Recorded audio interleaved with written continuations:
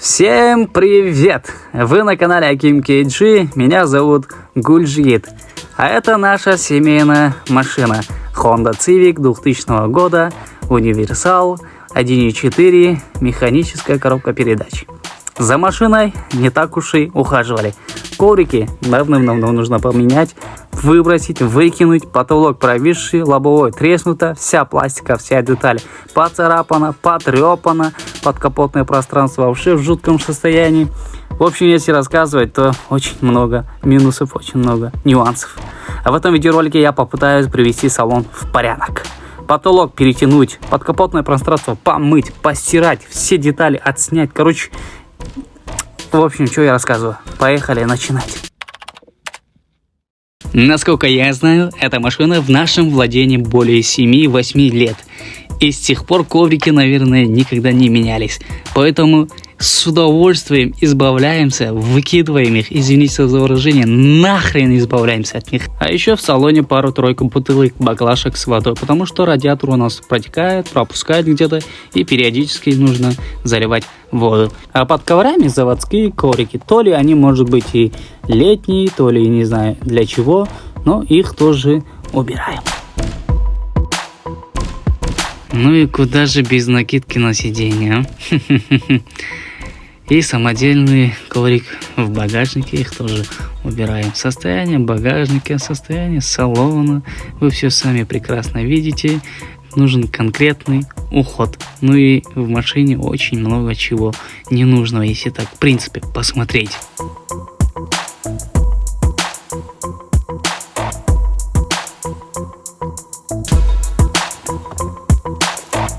Не знаю почему, но у всех, наверное, отцы такие. В машине очень много чего ненужного хранят, да, там в бардачке, в подлокотниках или где-нибудь еще, да. И в этом видеоролике, друзья, я тоже хочу вас попросить, строго не судите. Я, наверное, кое-где буду ошибаться, запинаться, еще что-то делать, да, но попрошу вас, строго не судите меня.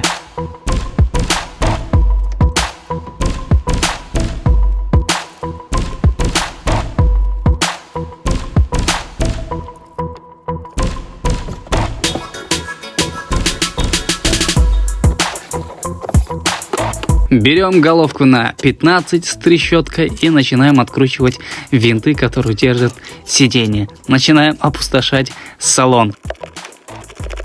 Один винт мы благополучно открутили. Переднее водительское и пассажирское сиденье держится на 4 винтах. Также головка на 15. Снимаем, тянем заглушку на себя. Ну а под заглушкой также болт на 15. Откручиваем ее и аккуратно сиденье вытаскиваем наружу, нигде не задев. Аналогично также повторяем с другими сиденьями, с передними пассажирскими и с задними сиденьями тоже.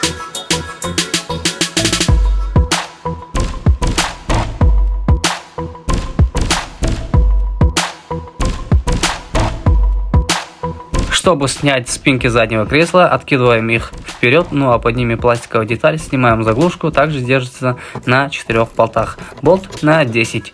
Ну а по бокам держится на винтах, просто тянете на себя или от себя, все.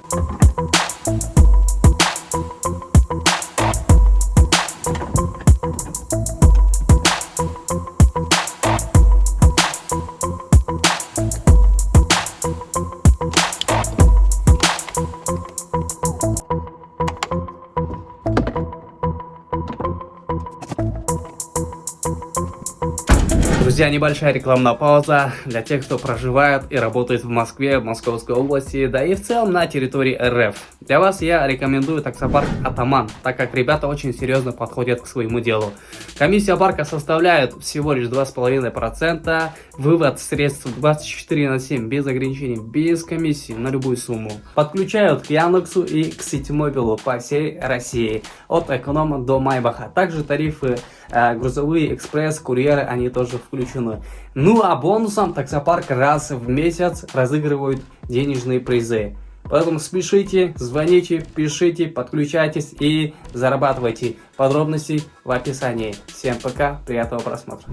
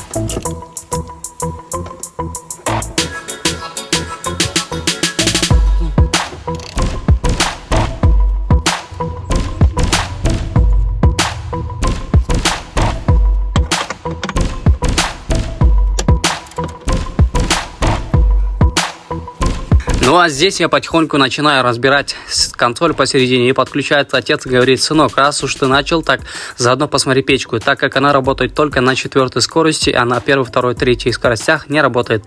Ну мы с отцом крутились, вертелись допоздна и нашли неисправность и починили ее по-колхозански, так как резистор или реостат, или как там называют, сделали. Ну а потом далее я перешел к потолку, разбирать потолок, освещение, козырьки, не козырьки, ручки, не ручки, все снял, и потолок держится посередине на 2 пистонах. Их тоже снимаю, использовав лайфхак, который посмотрел на ютубе. И да, лайфхак работает. Вуаля, потолок готов. Теперь нужно просто ее вытащить из машины, не сломав, так как оно очень хрупкое. В некоторых машинах оно делается из воздушного пенопласта, а у нас оно получается из стекловолокна. Вот я потолок сейчас вот снял, смотрите, все, как все это выглядит, да? У нас уже стемнело, и на этом моменте я уже начал задумываться и огорчаться. Зачем же я начал все это дело? Но немного подумав, я все-таки собрался и пришел в себя. Собрал и отложил в сторону все снятые и разобранные детали. Пошел, умылся, покушал и лег спать, ведь завтра у меня трудный день. The next day. Так, ну что, ребят, друзья, сегодня второй день, проснулся. Вчера допоздна работал. Вот все детали, коврики, не коврики, пластмассовые детали. Допоздна работал, вот. Их нужно сейчас отмыть, помыть, постирать, отклеивать, переклеивать. Вот все детали. Допоздна работал, как ранее сказал, вот. Вот этот материал, наверное, можно просто помыть, постирать и переклеить, либо же вообще другой материал использовать. Так, все детали вот разложил вот так. Левая, правая деталь. Все пластмассы надо отмыть, помыть. Коврики вот эти, они негодные. Сиденья тоже вот валяются здесь. Их тоже нужно. Я вчера попробовал снять их, но у меня нету вот таких вот набор ключей, вот звездочек. Поэтому придется найти вот. Это у меня коврик багажника, все такое, детали. Их нужно все, как ранее сказал, отмыть, помыть, постирать. Ну и вот так и выглядит машина изнутри. Тоже все надо пропылесосить, отмыть. Потолок, вот как видите, да? Так. Вот все. Вот. Вот, короче, вчера начал, закончил и под конец задумался, могу ли я обратно все это на место поставить, собрать, как все это было. Вот это для меня был вопросом. Но, надеюсь, я с задачей справлюсь. Не переключайтесь, досматривайте видеоролик до конца. Но я продолжаю. Первым же делом я начинаю мойку с сидения, так как помимо наружного ткани, внутри еще и губка. Поэтому она очень долго будет сохнуть. Ну а если про химию рассказывать, то здесь я не использовал никакую химию, так как в принципе не додумался купить, то ли вообще у меня оно и не было, а то, что в наличии у меня было, это хозяйственное мыло, жидкий порошок и обычный порошок. Просто разбавил с водой и пошел давай натирать все сиденье. Честно говоря, не идеально, конечно, но результатом я остался доволен.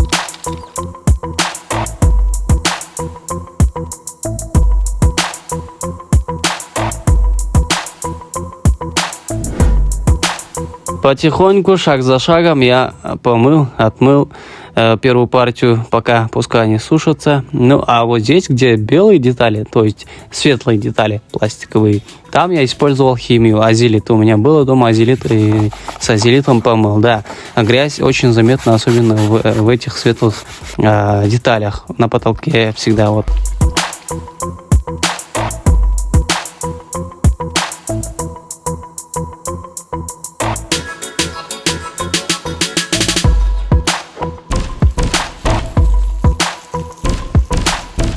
Ковриками вообще не заморачивался. Просто намочил водой, взял жидкий порошок, взял щетку, прошелся и сполоснул. И резиновые уплотнители также намочил водой, прошелся щеткой, без химии. И все, вуаля, готово. На очереди ремни безопасности, которые я снял, получается, вместе с кожухом. Или не знаю как, это корпус, кожух, неважно. Просто подеваете плоскую отвертку, в моем случае это нож, и также с плоской отверткой также помогаете, снимаете вот эту кружку, и там будет, получается, зеленая штучка. Ее нужно немного поддавить, и ремень безопасности полностью вытянется. После вытягивания ремня просто подевайте отверткой и тянете, и делаете петлю. Отвертку засовываете, чтобы ремень безопасности обратно не пошла, не ушла, не вернулась в свое прежнее состояние. И после уже можно мыть.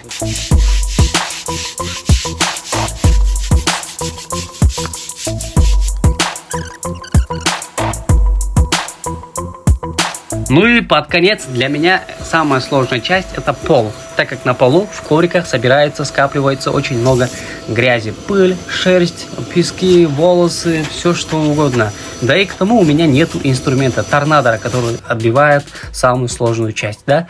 Я взял просто пылесос, пропылесосил, затем просто намочил коврик, поставил на 5-10 минут. И после взял щетку, жидкий порошок, прошелся раз, затем я сполоснул и еще раз взял хозяйственное мыло, прошелся раз, два, три и сполоснул. На этом все. Пол, коврик готов. Ну, как я говорил ранее, не идеально, конечно, но я результатом доволен. Друзья, здесь я хочу вас попросить только об одном. Поддержите меня, пожалуйста, максимально, так как такой контент я делаю впервые. И если этот видеоролик залетит, если вам понравится, то я наверняка постепенно, потихоньку буду переходить к этому контенту. Ну а пока ничего не известно, делаем, пробуем все. Напишите слова поддержки в комментариях. И если не подписаны на мой канал, то обязательно подпишитесь. Я буду благодарен. Всем спасибо. И еще один проблемный, самый нервотрепающий процесс в этом проекте для меня — это потолок. Разобрать и вытащить потолок, убрать старую ткань, удалить поролон от самого потолка не составило проблем, так как старая ткань давным-давно отклеилась и держалась только посередине на двух пистонах. Старый поролон также убрал очень легко обычной щеткой. Как вы можете заметить, после удаления поролона потолок становится чистым. И один человек, как всегда, настаивал на своем и чуть не испортил потолок. Об этом расскажу чуть позже. После взял инициативу в свои руки и начал делать по-своему. И да, мусор от потолка просто выбросьте, ни в коем случае не сжигайте. Вонь будет очень сильным. Ну а клей мне порекомендовали использовать в банке арабского производства 601 универсальный клей Машхат. Клей наносил только на саму поверхность, то есть на потолок, обычно кисточкой, в моем случае это 5, но небольшими участками, так как клей быстро впитывался и казалось, что теряет свойства. Одной банки мне хватило как раз. Стоит этот клей у нас 500 сом. Клей и ткань покупал в одном и том же месте, на рынке Мадина в Бишкеке. Ткань подбирал по старому образцу. Метр ткани стоил также 500 сом. Я купил 2,5 метра. Шел дождь. Шаг за шагом мы постепенно двигались вперед, и наш потолок на наших глазах приобретал вид. И на этом моменте я начинаю понимать, что ближусь к финишу этого проекта. Потолок заканчиваю. Остается только собрать все детали в обратном порядке, и вуаля, финиш. Столько энергии сил и времени я потратил на это. Я безумно рад этому и горжусь собой, так как на первый раз я справился на высшем уровне. И это для меня еще один небольшой опыт в жизни. Ну что ж, друзья, пора подводить итоги по нашему проекту, по нашему автомобилю. Это наша семейная автомашина, еще раз повторюсь. Конкретные даты, конкретные часы я уже подзабыл, когда я ее начинал, когда, во сколько, все такое, вот это все я подзабыл. Но если так посмотреть, примерно месяц или полтора месяца назад я начинал разборку и мытья, все такое, обратно собрать все это дело. В связи с течением обстоятельств, погоды, непогоду, все если учесть, то уже прошло более полтора месяца.